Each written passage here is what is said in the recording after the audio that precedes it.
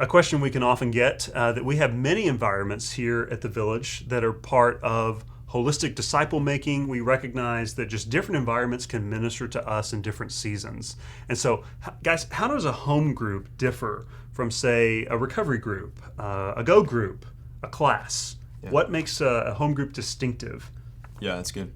Well, recently, Matt walked through the kind of the vision and mission of TVC, and so as we think about growth in the Lord and growth in our faith, there's kind of three main categories that we're thinking through the lenses of. And the first one is knowledge of God and self, and so that as you grow in your relationship with the Lord, that knowing yourself and knowing God is one of the ways that you grow. And then a part of that is also community. That community is obviously one of those big buckets of why we do what we do, and that we need one another to continue to grow. And to understand myself more, I need others to kind of help me do that. And then the last one's mission, and so sharing our faith both with one another, but also with those that need to know the Lord for maybe the very first time. And so with those three kind of categories, each one is going to trend in a certain direction. So it's not that group life is never going to read your Bible. Of course, we want you to spend time reading your Bible together, or it's not that you're just going to go out and share your faith. Of course, we want you to do that, but that each environment's going to trend in a certain direction, and for us, trending in the direction of community. And so with that said, that kind of clarifies what environments are for. And so, classes in the Institute is going to primarily be focusing on knowledge of God and self, but it's going to have a part of community a little bit. And so that's kind of the ways that we're thinking through those lenses. And obviously for us, we're primarily in community. For recovery groups, so that's a little bit different. Chris is going to share a little bit about that. So recovery groups are issue specific. So recovery groups provide an opportunity for folks to receive support for something very specific. So we have a divorce support group, grief support. We have marriage reconciliation groups, men and women's individually, and then also for couples together. We have addiction support groups. We have abuse support groups.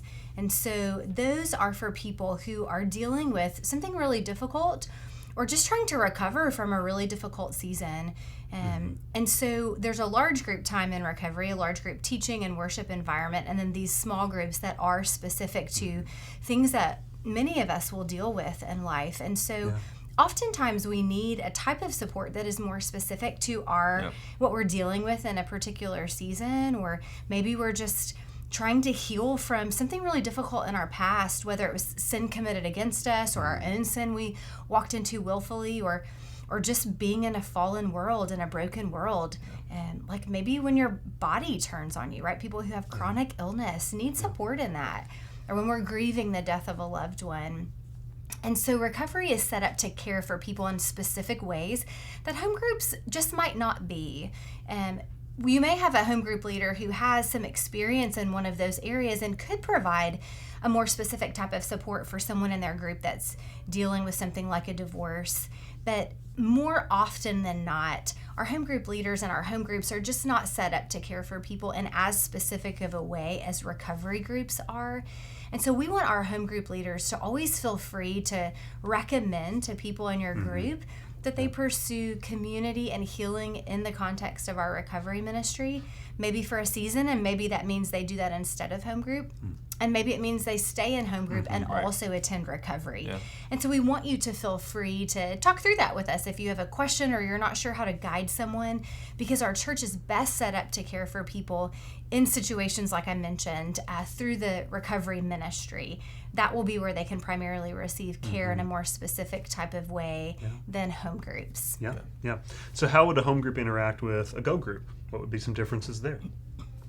We've had a few home groups that I know of actually do go group together. They've taken 10 weeks and gone through the go group curriculum with go group leaders and have spent that time knowing that what they wanted as a group was to grow in their equipping in being evangelists, sharing the gospel with people that they are in community with around, where they live, and shopping at the same grocery stores and those types of things. And so home groups can go through the Go Group curriculum together and do that in community, which is really effective because part of Go Group is that you're going together to places in the community with the hope and intention of sharing your testimony or sharing the gospel with someone that you meet. So it's a great thing for groups to do together for a season, but it is just a 10-week course, so to speak, a 10-week training, and so then you would go back into your normal rhythms of home group life, hopefully incorporating the things that you learned in Go Group and the ways that you grew together. Yeah, and I think that's a good way to think about home group, in that it is really plugging into a rhythm.